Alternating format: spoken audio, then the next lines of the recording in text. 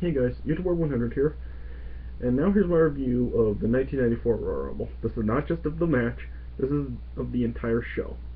As I said, this is just like going to be my one exception to the 1988 to the 1997 Royal Rumbles, with me reviewing just the matches. Yeah, this is my one exception with reviewing the entire show here. As I said, I wanted to review this entire show because there was a lot of stuff that happened here that continued the storylines that took place in 1994, like the stuff with Bret and Owen, and then the stuff with Shawn Michaels, Ramon and Diesel, and Yokozuna and the Undertaker. So yeah, those were the three main rivalries that I wanted to talk about the storylines, stuff that happened here at this event that continued the storylines. Yeah, and as I get more into these reviews, as I get to the matches involving those three rivalries and storylines, yeah, I'll talk about them. Alright, so yeah, overall I thought this was a pretty good show. Yeah, I thought 1994 overall, pay-per-view wise, it was pretty good. Yeah, I mean, yeah, WrestleMania 10, as I said, that was a really great show. Yeah, and also SummerSlam, I said, was a really great show. Yeah, and then here Royal Rumble, it was pretty good here. Yeah, and then King of the Ring was also pretty good. Yeah, only like weak pay-per-view of 1994 was Survivor Series. Yeah, Survivor Series wasn't really too great, right? Yeah, but the other four pay-per-views of 1994 were. Alright, so yeah. First match of the night was Tatanka versus Bam Bigelow. And yeah, this was okay for what it was. Yeah, it was really short though, it was only about 8 minutes, yeah. Bam Bigelow was kind of taking advantage of how much bigger he was than Tatanka in this match, yeah. At one point, Tatanka tried to do a sunset flip on Bam Bigelow, but Bam Bigelow was able to fight it and like just sit on Tatanka, kind of similar to what Rikishi does, yeah. Yeah. And then, yeah, Tatanka was able to get Bam Bigelow off his feet a couple times, actually pick him up, yeah.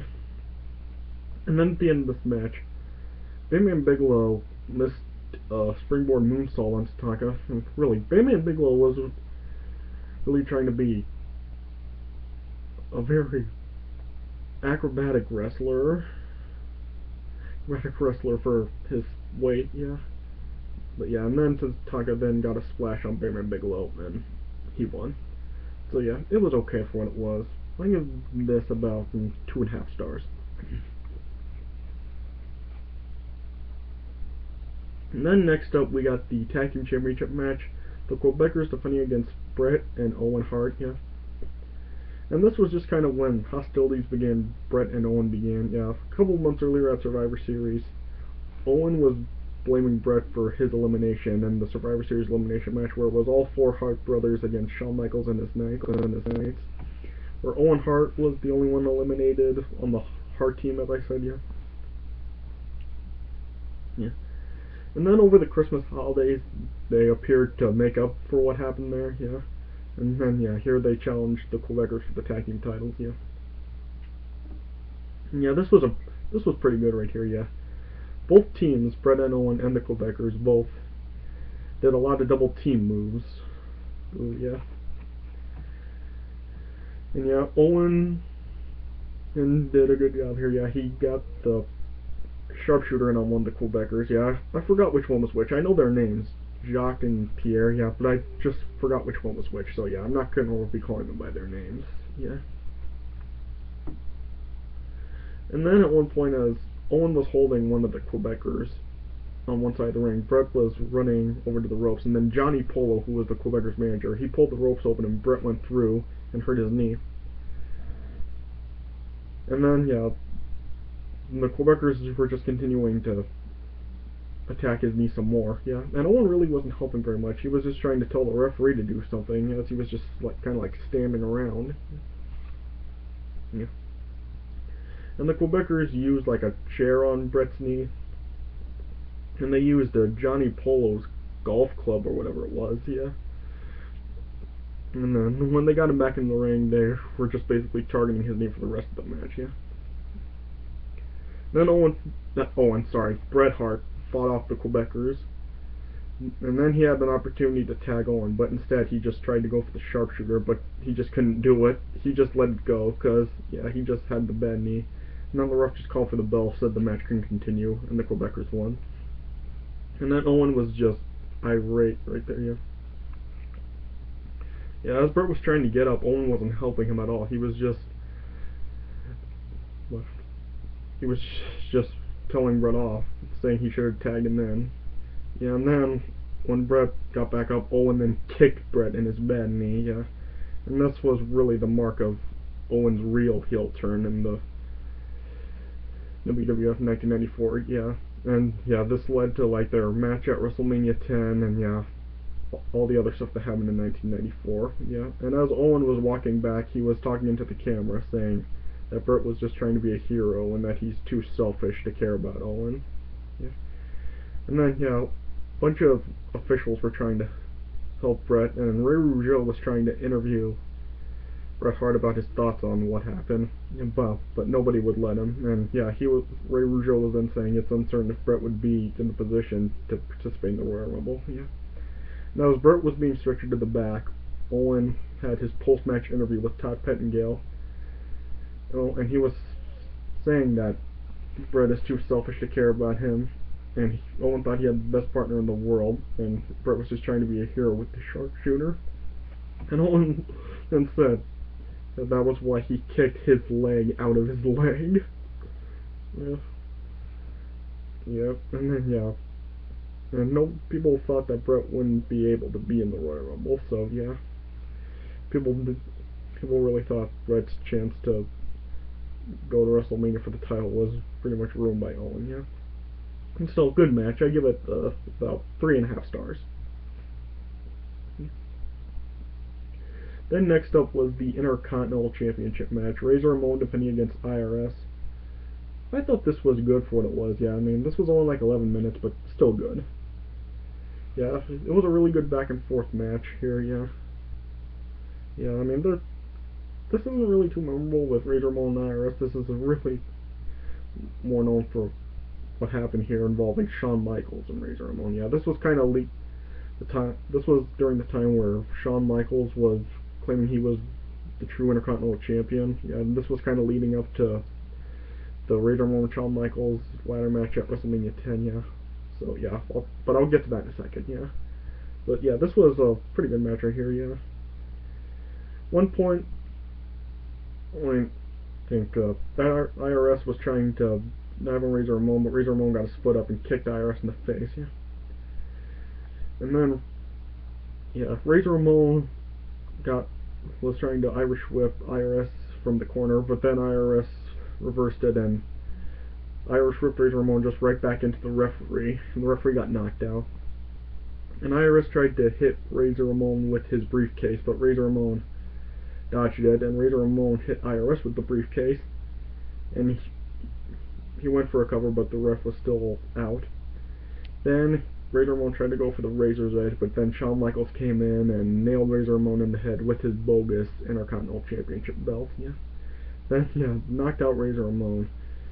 And then eventually IRS then crawled over to Razor Ramon, and then he appeared to get the pinfall. The ref counted 3. And then as IRS was celebrating on the turnbuckles with the bogus IC title that Shawn Michaels left in the ring, another referee came down and explained what happened. And yeah, the real Intercontinental title was brought to the ring. Then Razor Ramon gave IRS the Razor's Edge from the turnbuckle, and then he got the pin. Razor Ramon retained. Yeah, and then he celebrated by holding up both of the Intercontinental Championship belts. So yeah, as I said, this was kind of what was leading up to the Razor Ramon Shawn Michaels ladder match at WrestleMania 10. Yeah, pretty good match. I give it about 3.25. Yeah. Then next up was the WWF Casket match. Yokozuna defending against the Undertaker.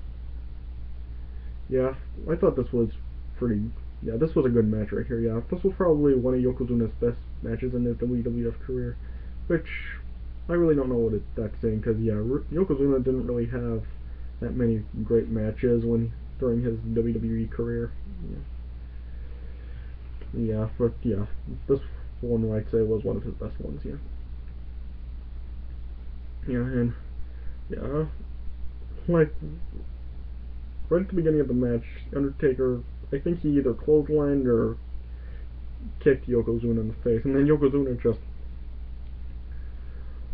fell right through the ropes and walked right into the ring post right there, yeah. And then, yeah, this was, yeah, and, yeah, this was kind of going back and forth, yeah. Undertaker, here, at one point, he tried to throw Yokozuna into the ring steps, but Yokozuna countered and threw Undertaker into the steps. Then Yokozuna tried to hit Undertaker with a steel chair, but the Undertaker just grabbed the chair away from Yokozuna and hit him with it. Yeah. Then, yeah, Yokozuna then threw some salt into the Undertaker's eyes. Yeah. And then, yeah, Yokozuna then was in control right there. At one point, he tried to put Undertaker in the casket, but then Undertaker then made his comeback, and he then just got like a choke slam on Yokozuna, but Yokozuna didn't even jump at all. It was like when Undertaker like put his hand up like that, Yokozuna just like fell back. Yeah. And Undertaker got the big DDT he does on the big guys, yeah. Then he was about to put Yokozuna into the casket, but then, yeah, we had the interference from all of the guys to help Yokozuna. Yeah, Crush came in and started to attack Undertaker. Then the Great Kabuki and Tenryu came in. Then Bam Bigelow came in. They were all fighting Undertaker, but then the Undertaker fought off. And then at one point, Mr. Fuji stole the urn from Paul Bear, and then Paul Bear got it back, and then knocked out Mr. Fuji and Jim Cornette with the urn here. And then other people started to come in to attack the Undertaker. Adam Bomb, Jeff Jarrett, the Head Shrinkers. Yeah, and then Diesel eventually came in. Yeah, and they were all just beating the Undertaker up. They all hit him with their finishing maneuvers. Yeah, Yokozuna then eventually took out Paul Bearer. Then he got the urn from him. And then there were some smoke starting to come out of the urn. And then Yokozuna kicked Undertaker into the casket. And then Bam Bigelow closed it, yeah. Then as they were taking the casket away, smoke started to come from the bottom of the casket. And then the lights went out. Then the Undertaker appeared on the Tron. Then he was saying stuff like his spirit would live on for all of mankind, and then that he would be back. And yeah, the Undertaker was gone until the summer. From this point, until he returned at SummerSlam. Yeah, but yeah, the storyline with Yokozuna and Undertaker didn't continue on until like the fall of 1984, where they eventually would face each other in another casket match at Survivor Series. But yeah, their storyline would continue on in 1994, but yeah, not for a while. So yeah, pretty good. But like I said, probably one of Yokozuna's best matches in the WWE. I give it about 3.5 stars. And then we got the Royal Rumble match. Yeah, I thought this was a pretty good Royal Rumble. Yeah, I mean, I thought it was entertaining, yeah. First two to started off were Scott Steiner and Samu. And they started going at it. Then Rick Steiner came in, and yeah, obviously he was helping Scott Steiner. And yeah, the Steiner brothers. Yeah, this was back when Scott Steiner actually was a good performer. Yeah, and then they went at it, and then yeah, Samu then got eliminated by Scott Steiner. Yeah, and then other people started to come in. Kwang came in, and yeah, right when he came in, he spit some mist into Rick Steiner's eyes, yeah. Yeah, and then Rick Steiner was like blinded for the remainder of his time in the match. And Owen Hart came in, and yeah, Owen Hart got booed big time here, yeah. Then Bart Gunn came out, yeah. And Rick Steiner here was then eliminated by Owen Hart, yeah. And then Diesel came in, and Diesel was just on fire here. Diesel eliminated 7 guys in like under 15 minutes, I think. Yeah, I mean, he eliminated Bart Gunn, Scott Steiner, Owen Hart, Kwang. And then as other guys came in, Bob Backlund, Billy Gunn, Virgil, Diesel got rid of all three of them so quickly. But yeah. And then Randy Savage came in. And then, yeah, and he started going at Diesel. And then Jeff Jarrett came in and Crush came in, and yeah, obviously Crush and Randy Savage went at it here. This was just like a few months when their feud began, when Crush blamed Randy Savage for being attacked by Yokozuna. No, in 1993, yeah. Yeah, and yeah, they went at it, and then Crush then eventually eliminated Randy Savage, yeah. And then Doink the Clown came in, and then Bam Bigelow came in, yeah, and then, yeah, Bam Bigelow eliminated Doink real quickly here, yeah. Yeah, and then, yeah, then more people came in. Mabel, aka Viscera, aka Big Daddy V, yeah, call him whatever you want, yeah. Then Sparky Plugg came in, aka Bob Holly, aka Hardcore Holly, yeah. Yeah, and it took, like, everyone that was in the ring to eliminate Diesel, yeah. Yeah. And then Shawn Michaels then came in, yeah, and then, yeah, Mo came in, yeah, Mo and Mabel, yeah, obviously they were teammates, and they were also trying to help each other, yeah. Then, yeah, Valentine came in, and Tatanka came in, yeah. And Tatanka and Bam Bigelow continued to go at it, yeah.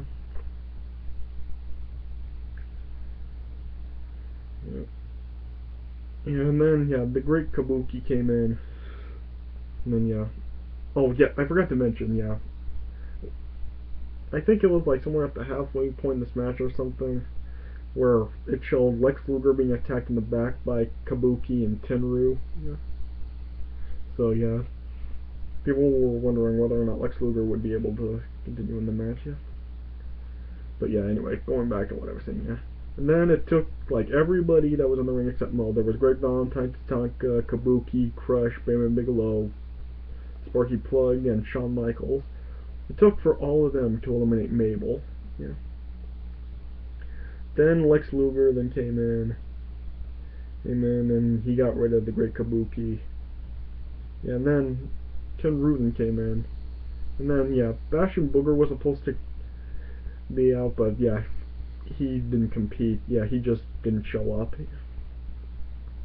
And then, yeah, Rick Martel then came in. And then, yeah, he eventually eliminated Great Valentine. Yeah. And then Sparky Plugg was eliminated in this match after Bret Hart had actually entered. Yeah, Bret Hart did compete, and yeah, he was still showing the signs of his knee injury. Yeah, as he came out, he was limping to the ring. Yeah. Yeah, and then, yeah, last three guys came in. Fatu from the Head Shrinkers. Then Marty Jannetty came, and him and Shawn Michaels obviously were going at it. And yeah, Adam Bomb also came out, yeah. Then, yeah, Rick Martel got eliminated by Tatanka, and then Lex Luger eliminated Adam Bomb. Yeah. And then, yeah, Fatu eliminated Mo. And then, yeah, Tatanka eliminated by Bam Bigelow. And then Lex Luger eliminated Bam Bigelow. Oh, yeah. Yeah, and then, yeah, Marty Jannetty was eliminated by Shawn Michaels here, yeah. And Bret Hart and Lex Luger teamed up to eliminate Tenryu. Yeah, and then it came down to the final four of Lex Luger, Bret Hart, Fatu, and Shawn Michaels, yeah. And yeah, Fatu and Shawn Michaels were teaming up against Lex Luger and Bret Hart. And then they both Shawn Michaels and Fatu, got eliminated at the same time by Lex Luger and Bret Hart, yeah. Then it came down to Lex Luger and Bret Hart, yeah. They were going on, and as they were kind of like teetering towards the ropes, they both fell out. Yeah. And then afterwards, it took like several minutes to finally get a decision. You know, I mean, yeah, the referees were arguing, saying one was saying Lex Luger won, one was saying Bret Hart won. Howard Finkel kept like stopping himself. He said the winner of the Royal Rumble is, and he just didn't say anything. Yeah, one point Lex Luger's music played, and then at one point Bret Hart's music played. Then Jack Tunney then came out, and yeah, it's just him and the referees just spent several minutes discussing who won. Yeah, then Howard Finkel finally said that Lex Luger and Bret Hart were both the winners of the Royal Rumble. Yeah, and so yeah, both of them got their individual championship matches at WrestleMania 10. So yeah, still a pretty good Royal Rumble. Give it 3.5 stars. So yeah, and this is the only Royal Rumble match in history to have two co-winners. So yeah, overall I give the show about maybe a 7.75 out of 10. Yeah, I really thought this was a good Royal Rumble. Yeah, and like I said, this would continue storylines that happened in 1994 with Bret and Owen, Shawn Michaels, Razor Ramon and Diesel, and the Undertaker and Yokozuna. So yeah, good Royal Rumble. Alright, and then yeah, I'm gonna finish up my last three Royal Rumble match reviews in 1995, 1996, and 1997. And yeah, after that, for the rest of the Royal Rumbles, I'm gonna review the entire show. So yeah, stay tuned for the final three Royal Rumble match alone reviews. Alright, so yeah, those will be coming. And so yeah, thanks for watching. See you guys later.